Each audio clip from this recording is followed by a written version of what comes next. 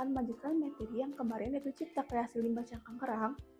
Nah, sekarang saya akan membahas modul 9 unit 2 yaitu tentang cangkang kerang yang berubah bentuk. Kalian tahu pantai kan? Betul, pantai merupakan salah satu tempat yang nyaman yang biasa digunakan untuk refreshing. Meskipun suasana pantai yang panas, namun karena deburan ombak yang indah, air yang dingin, dan hembusan angin yang segar, membuat panas tidak begitu terasa. Nah, biasanya mereka yang sering ke pantai sangat senang bermain air sampai tidak sadar kalau waktu telah lama berlalu. Apalagi dengan radiasi panas matahari yang langsung terkena air, dapat membuat orang yang bermain ke pantai menjadi lebih hitam kulitnya. Sehingga banyak orang-orang bule yang memilih pergi ke pantai untuk menghitamkan kulit. Namun, tidak hanya itu saja aktivitas di pantai. Bagi para nelayan, aktivitas di pantai bisa mencari ikan atau apapun yang ada di laut. Nah, bagi anak-anak, biasanya mereka cenderung bermain air dan pasir di pantai.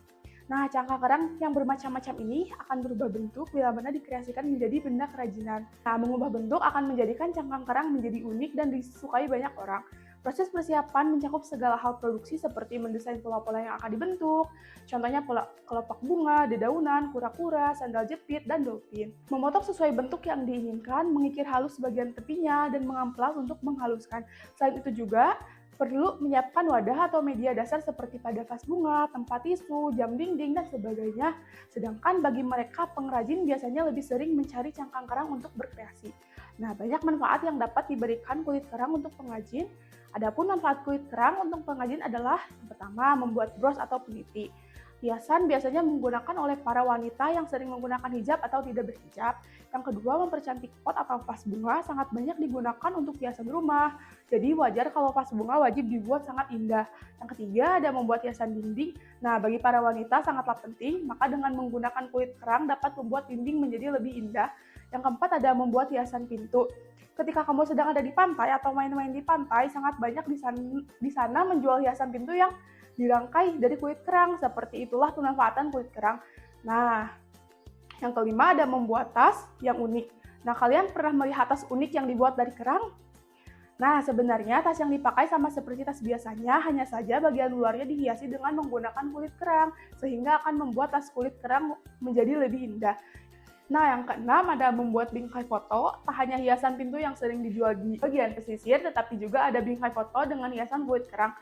Nah, itulah salah satu manfaat kulit atau cangkang kerang untuk menghias rumah. Ada banyak manfaat yang diberikan kerang untuk membuat kerajinan. Nah, pada intinya, kulit kerang yang sudah mati lebih sering dimanfaatkan untuk menambah nilai jual atau mengasah kreativitas setiap orang. Bahkan kita sudah sering melihat bros dari cangkang kerang, pot dari cangkang kerang, hiasan dinding dari cangkang kerang, hiasan pintu, tas, dan berbagai bingkai foto dapat dihiasi dengan cangkang kerang. Nah, apakah kalian tahu untuk apa saja cangkang kerang atau kulit kerang itu? Nah, yang pertama ada kerajinan, merupakan bagian dari seni rupa terapan yang diartikan sebagai proses produksi yang melibatkan keterampilan manual dalam membuat benda-benda kebutuhan hidup yang dirancang untuk tujuan fungsional, serta memiliki nilai keindahan. Produk kerajinan dibuat tentunya memiliki tujuan. Yang kedua, sebagai penghias, kerajinan yang dibuat semata-mata sebagai hiasan pada suatu benda atau sebagai pajangan suatu ruang dan tidak memiliki makna tertentu. Yang ketiga, sebagai benda dipakai, kerajinan yang dibuat berdasarkan tujuan untuk digunakan sebagai kebutuhan sehari-hari.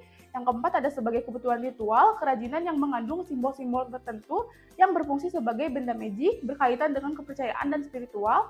Yang kelima, sebagai kebutuhan simbolik. Yang keenam, sebagai kebutuhan konstruktif. Yang ketujuh, kerajinan juga bertujuan sebagai fungsi hias dan fungsi pakai, sama-sama memiliki nilai ekonomis, di mana kerajinan itu sendiri dapat menambah nilai jual suatu produk. Nah, di slide berikutnya ditampilkan contoh gambar produk kerajinan. Nah, jika di daerah perkotaan atau pinggir kota, limbah cangkang kerang banyak dijumpai pada restoran seafood. Pasti kita dapat menemui jenis kerang laut yang menjadi limbah. Nah, kulit kerang memang memenuhi tempat sampah karena ukuran daging mereka kecil, membuat limbah dari cangkang kerang ini menjadi menumpuk dan tidak sedap dipandang.